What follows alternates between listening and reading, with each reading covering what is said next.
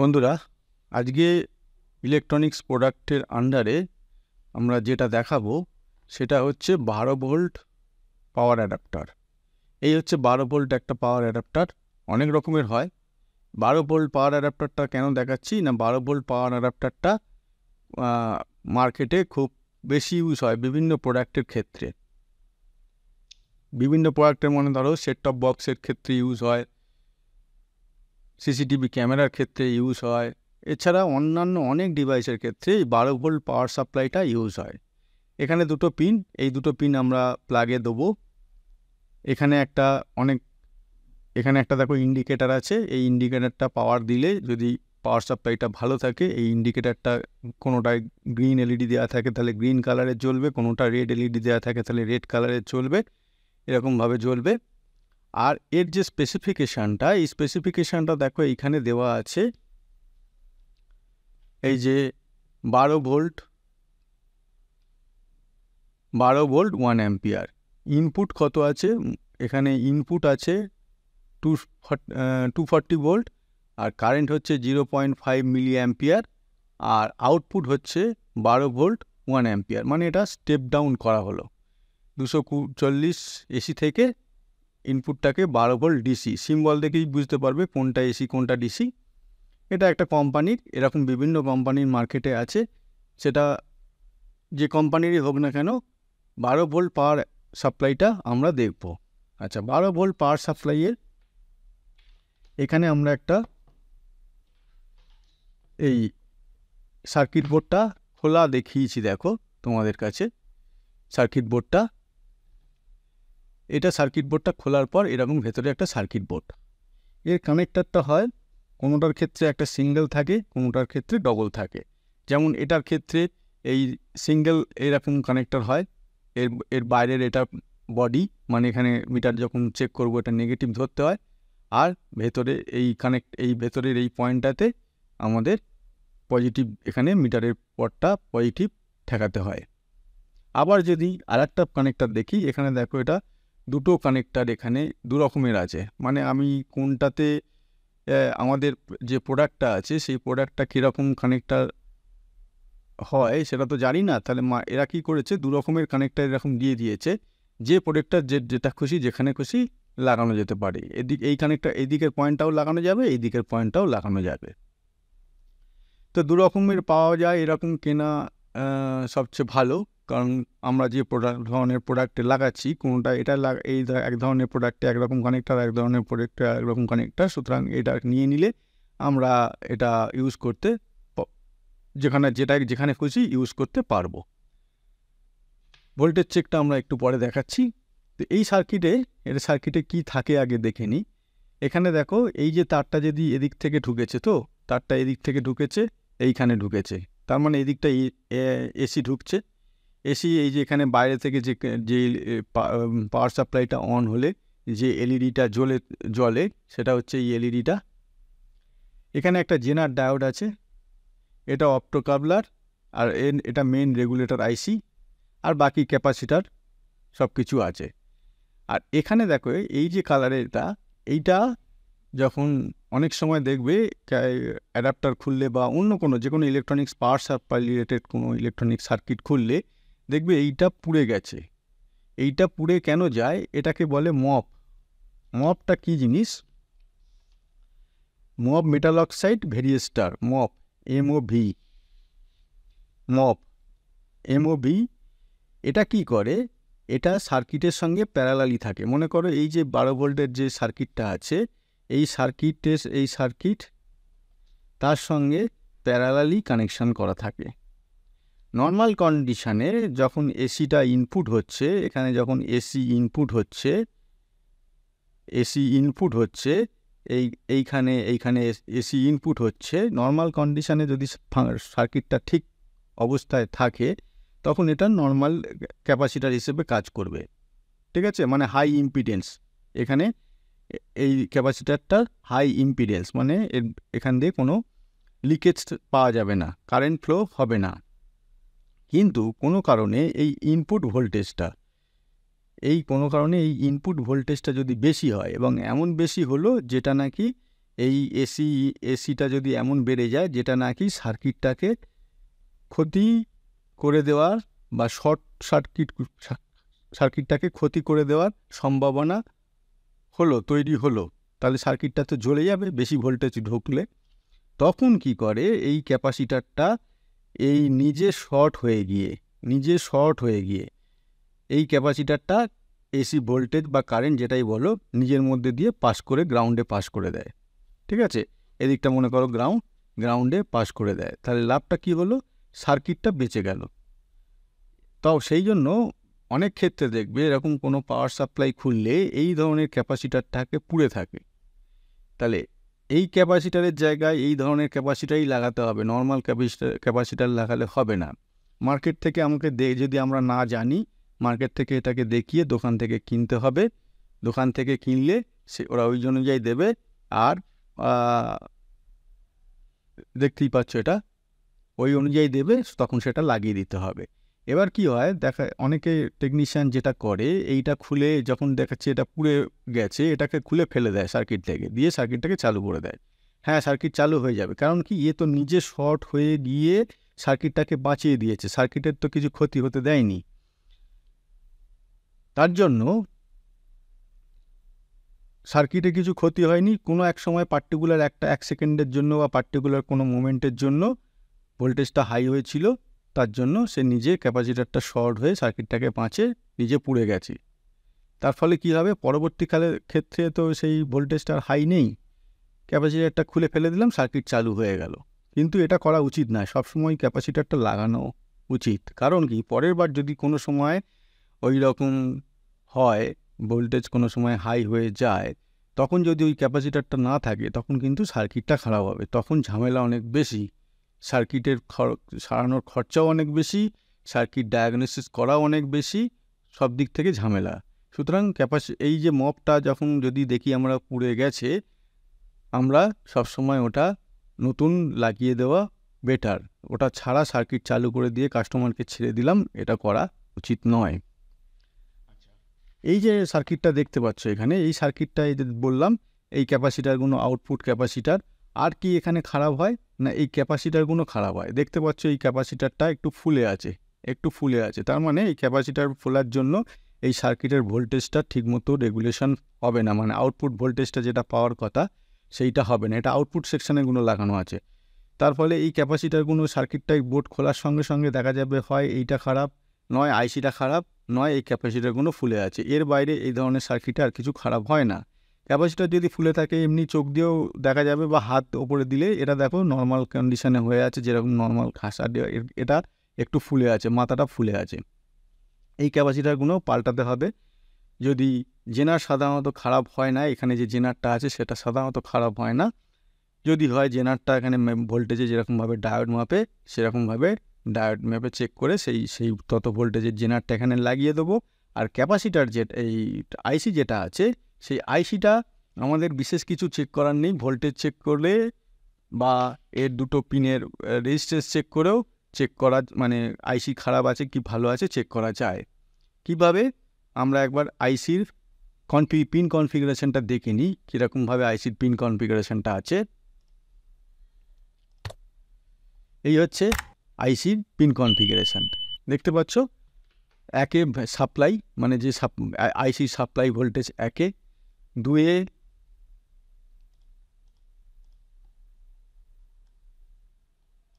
দুয়ে ground, pin number 2 ground, 3 নম্বরে V sense মানে ভোল্টেজ সেন্স, 6 নম্বরে হচ্ছে অপ্টো মানে এই যে অপ্টো কাপলার আছে এর 6 নম্বর পিন, মানে এখান থেকে যদি কাউন্ট হই 1 2 3 4 5 6, এই যে পিনটা এই অপ্টো কাপলারের সঙ্গে কানেকশান করা আছে। সার্কিটে যদি এখানে আমরা দেখি, দেখা যাবে এই দেখো 1 2 3 4 5 6, এই যে 6 নম্বর পিনটা, এই 6 নম্বর পিনের এই সার্কিটটা এসছে এইখানে, এইটা অপ্টো কাপলারের একটা পয়েন্ট, এই দেখো এই মাথাটা অপ্টো কাপলার। ঠিক আছে, তাহলে 6 নম্বর পয়েন্টটা অপ্টো কাপলারের সঙ্গে কানেকশান করা থাকবে। আর 5-এ পি সেন্স মানে পাওয়ার সেন্স, আর 4 নম্বরে সুইচ ডিটেক্ট মানে সুইচটা মানে আইসিটাকে অন করতে হবে সেইটা ডিটেক্ট করে। তো এখানে আমরা এখানে সাপ্লাই যাচ্ছে কিনা দেখব। যদি দেখি সাপ্লাই যাচ্ছে তাহলে এখানে বাকি যদি এখান থেকে কোনো আউটপুট না হয় তাহলে এখানে ধরে নিতে হবে, বাকি যদি ভোল্টেজ এখানে ঠিক থাকে এখানে ধরে নিতে হবে আইসিটা খারাপ, তাহলে আইসি আমাদের চেঞ্জ করতে হবে। বাকি যদি জেনার ডায়োড যেটা দেখালাম বা অন্যান্য পার্টস যদি ঠিক থাকে, এখানে এই যে 1 থেকে 6 দেখো, এখানে supply voltage, ground voltage sense input, switch detect input, power sense input, optocoupler driver. Optocoupler থেকে যে ভোল্টেজটা আইসিতে ঢুকছে, কারণ কি যদি কোনো কারণে আউটপুট ভোল্টেজ বেড়ে যায় সেটার ফিডব্যাক অপ্টোকাপলারে আসবে। অপ্টোকাপলার তখন কি হবে, আইসিটার আউটপুটটাকে কমিয়ে দেবে। আবার কোনো কারণে যদি আউটপুট ভোল্টেজ কমে যায়, আউটপুট ভোল্টেজ কমলো মানে কি, আইসি থেকেই তো আউটপুট হচ্ছে, তার মানে আইসির আউটপুট ভোল্টেজ কমে গেছে, তখন ওইটার আবার অপ্টোকাপলারের মাধ্যমে এসে ওটাকে সেন্স করিয়ে সেই ভোল্টেজটা আইসির ভোল্টেজটাকে বাড়িয়ে দেবে। এগুলো আমরা সার্কিটে যখন করিয়েছিলাম, সার্কিটে আমরা দেখেছিলাম কিভাবে অপ্টোকাপলার থেকে এগুলো ফাংশন হয়। এই যে এখানে ধরো এই সার্কিটটা, যদি দেখা যায় voltage sense, P sense, switch detect, যদি দেখা যায় এর আউটপুট ভোল্টেজটা মানে যে ভোল্টেজটা এই 12 ভোল্ট দেবে সেই 12 ভোল্টেজটা যদি বেশি হয় তাহলে এই বেশিটা এই 6 নম্বরে আসবে। 6 নম্বরে বেশি আসলে কি হবে, এই 6 নম্বর এসে এই যে এখানে অসিলেশন করছে, এগুলো সব আইসির মধ্যেই আছে, অসিলেশন করছে, এর অসিলেশনটাকে কমিয়ে দেবে। তাহলে অসিলেশন কমিয়ে দিলে এগুলো সব কটা কমে যাবে। আবার যদি অপ্টোকাপলারের এখানে যদি ভোল্টেজটা কম আসে তাহলে এই অসিলেটরের এখানে সাপ্লাই ভোল্টেজ এসে পড়লো, তার মানে অসিলেশনটাকে বাড়িয়ে দেবে, এর ভোল্টেজটাকে বেড়ে যাবে। এইভাবে আইসিরা কাজ করে। আর উল্টো দিক থেকে এখান থেকে সব রকম ভোল্টেজ সেন্স করছে, এখানে একটা অ্যান্ড গেট লাগানো আছে দেখো, ভোল্টেজ সেন্স করছে, পাওয়ার সেন্স করছে, সুইচ ডিটেক্ট করছে, সব কটা যদি কন্ডিশন ট্রু হয়, অ্যান্ড গেট যেহেতু ট্রু হয়, তাহলে ওর একটা ইনপুট অসিলেটরে যাবে আর এখান থেকে একটা ইনপুট অসিলেটরে গিয়ে এই অর গেটটাকে কাজ করাবে।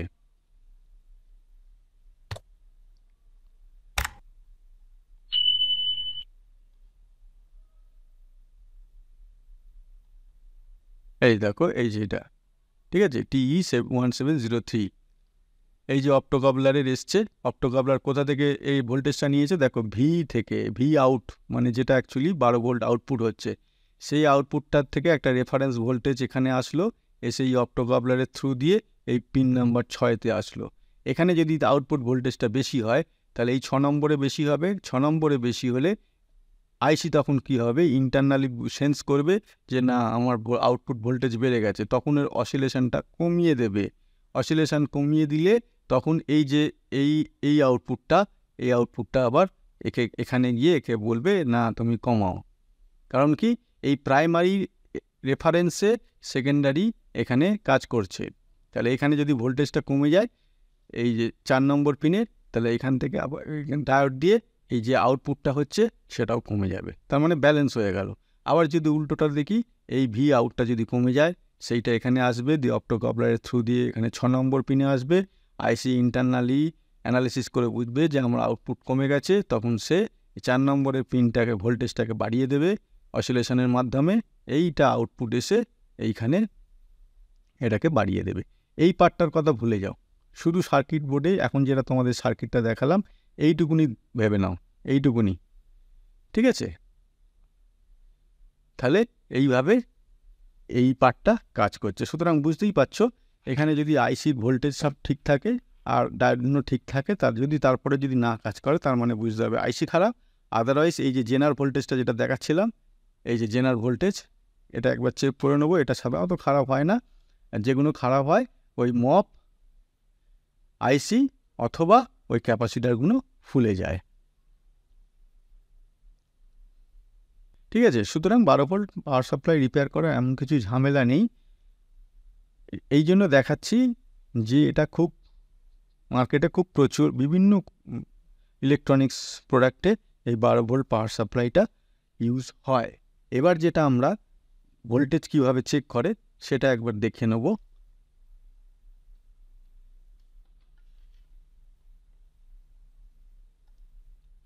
এই দেখো দুটো কানেক্টারওয়ালা,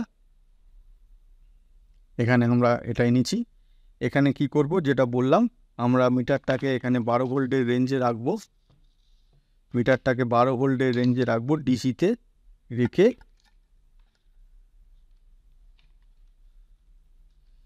রেখে এর যে কোনো একটা বডি, এই যে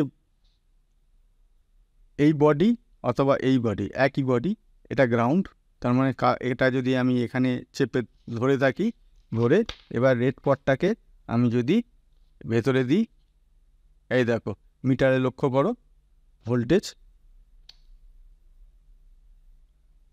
দেখো উইদাউট লোডে 9 ভোল্ট দেখাচ্ছে। এটা 9 ভোল্টের ট্রান্সফরমার আমরা চেক করছি, উইদাউট লোডে 9 ভোল্ট দেখাচ্ছে, আমরা ভেতরে এটা দিয়েছি। আবার যদি কানেক্টারটা উল্টো করে নিই, এই কানেক্টারটা উল্টো করে নিলাম, এই ভেতরে ঢুকিয়ে দেবো, এই দেখো মিটারে 9 ভোল্ট দেখাচ্ছে। ঠিক আছে, তো এইরকমভাবে আমরা ভোল্টেজ চেক করে নেবো। তাছাড়া ওখানে যে বললাম ওই এলইডিটা থাকে, ইন্ডিকেটার থাকে, ওই এলইডিটা এখানে জ্বলে উঠবে, সেটা থেকেও বোঝা যায়। হ্যাঁ, অনেক সময় যদি কানেক্টারের মুখটা খারাপ হয়ে যায়, কানেক্টারের যে এই যে কানেক্টারের এই মুখগুলো আছে, এইগুলো খারাপ হতে পারে, তবে সেটা খুব রেয়ার। এই হলে মার্কেটে এরকম কানেক্টার পাওয়া যায়। আমরা এই একটু পেছন থেকে এই তারগুলো কেটে, এই পেছন থেকে এই তারগুলো কেটে, এখান থেকে কেটে পজিটিভ নেগেটিভ যে নর্মাল যে কানেক্টার মার্কেটে কিনতে পাওয়া যায়, সেই কানেক্টারে লাগিয়ে আমরা চালু করে দিতে পারি। বেশি খরচা হয় না। নিজেরা যদি, যারা ইলেকট্রনিক্স জানো, নিজে দেখছো শিখছো, তারা নিজেরাই বাড়িতে করে নিতে পারে। মনে করো সেট টপ বক্সের অ্যাডাপ্টার খারাপ হয়ে গেল, আমি সেট টপ বক্সের অ্যাডাপ্টারটা খুলে রিপেয়ার করে নিতে পারি।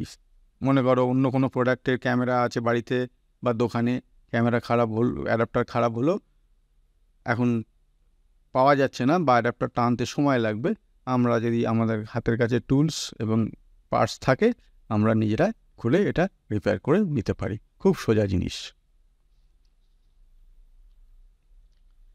তো ঠিক আছে বন্ধুরা, তো ইলেকট্রনিক্স প্রোডাক্টের দ্বিতীয় এপিসোডে আমরা 12 ভোল্ট অ্যাডাপ্টারের ওপর দেখলাম কিভাবে 12 ভোল্ট অ্যাডাপ্টার, তার স্পেসিফিকেশান এবং সার্কিটের ডিজাইনিং সব কিছু। আশা করি তোমাদের ভালো লাগলো। তো এরকম আরও নতুন অনেক রকম প্রোডাক্ট, ইলেকট্রনিক্স প্রোডাক্ট, আমরা ইলেকট্রনিক্স প্রোডাক্ট সিরিজে একের পর এক নিয়ে আসব তোমাদের সার্ভিসিংয়ের মাধ্যমেও জানার জন্য, অথবা নর্মাল সেই প্রোডাক্টটা কীভাবে ফাংশন করে, তার কি ফিচার, সেগুলো জানার জন্য। তো আজকেই এখানেই শেষ করছি, পরের দিন আবার অন্য প্রোডাক্ট নিয়ে তোমাদের সামনে হাজির হব। Thank you.